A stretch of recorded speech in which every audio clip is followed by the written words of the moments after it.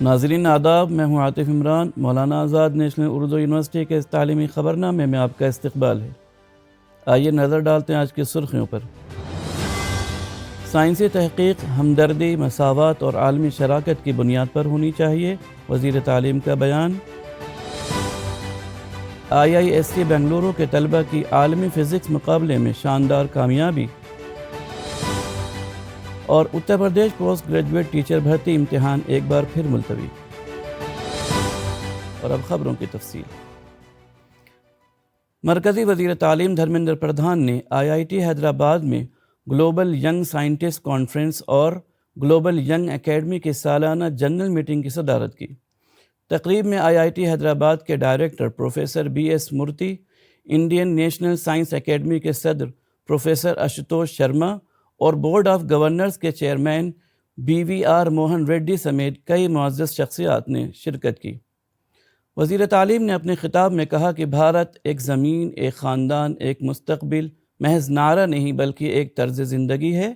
انہوں نے کہا کہ بھارت ایسی سائنسی تحقیق پر یقین رکھتا ہے جو ہمدردی، اخلاقی اصولوں اور مساوات پر مبنی ہو۔ سائنسی تحقیق کو صرف پیٹنٹ بنانے تک محدود نہیں رکھنا چاہیے بلکہ اسے دوسروں کے ساتھ بانٹ کر مشترکہ ترقی کے لیے استعمال کرنا چاہیے۔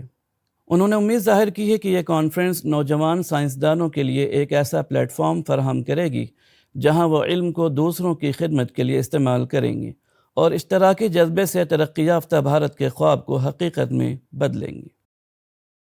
Indian institute of science Bengaluru کے 4 انڈر گریجویٹ طلبہ نے پلانکس 2025 یعنی physics league across numerous countries for kick ass students جیسے عالمی سطح کے فزکس مقابلے میں بھارت کا نام روشن کیا ہے۔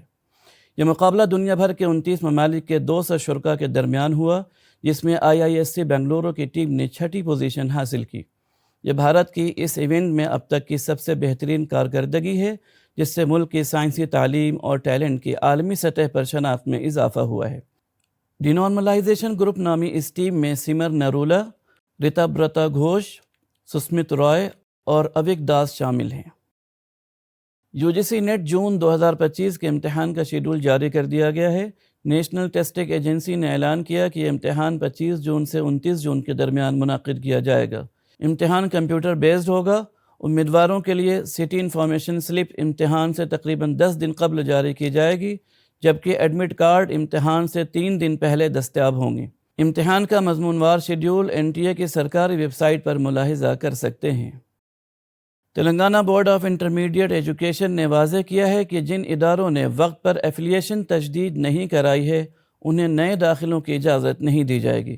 اس فہرست میں کچھ سرکاری کالجز بھی شامل ہیں، جیسے BC ویلفیئر کے 233 میں سے صرف 61 کالجز نے درخواست دی ہے۔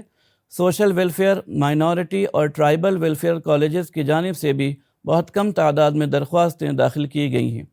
نجی کالجز میں بھی 77 نے تجدید کی درخواست نہیں دی، جبکہ 67 کالجز پہلے ہی بند ہو چکے ہیں۔ یہ صورتحال ریاست کے تعلیمی نظام کے لیے تشویشناک ہے۔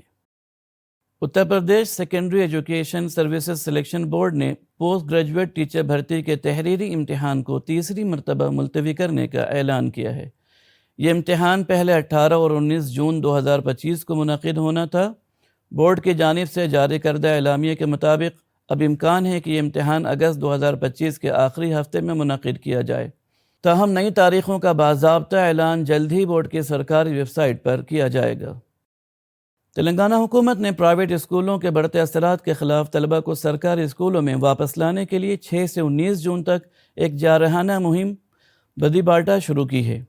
اسکولوں کا آغاز 12 جون سے ہو چکا ہے۔ اساتذہ، کلیکٹرز اور عوامی نمائندے گھر گھر جا کر تعلیم کے فوائد بتا رہے ہیں۔ مہم کا مقصد اسکول چھوڑنے والے بچوں کو واپس اسکول لانا اور سرکاری تعلیم پر اعتماد بحال کرنا ہے۔ اس مہم میں کئی ضلع کلیکٹرز اور MLA بھی سرگرم کردار ادا کر رہے ہیں۔ آئیے آخر میں پھر ایک بار نظر ڈالتے ہیں آج کی سرخیوں پر۔ سائنسی تحقیق ہمدردی، مساوات اور عالمی شراکت کی بنیاد پر ہونی چاہیے، وزیر تعلیم کا بیان۔ IISc بنگلورو کے طلبہ کی عالمی فزکس مقابلے میں شاندار کامیابی، اور Uttar Pradesh post graduate teacher بھرتی امتحان ایک بار پھر ملتوی۔ آج کی خبروں میں فی الحال اتنا ہی۔ آئندہ بلیٹن میں آپ سے پھر ملاقات ہوگی، تب تک کے لیے دیجیے اجازت، آداب۔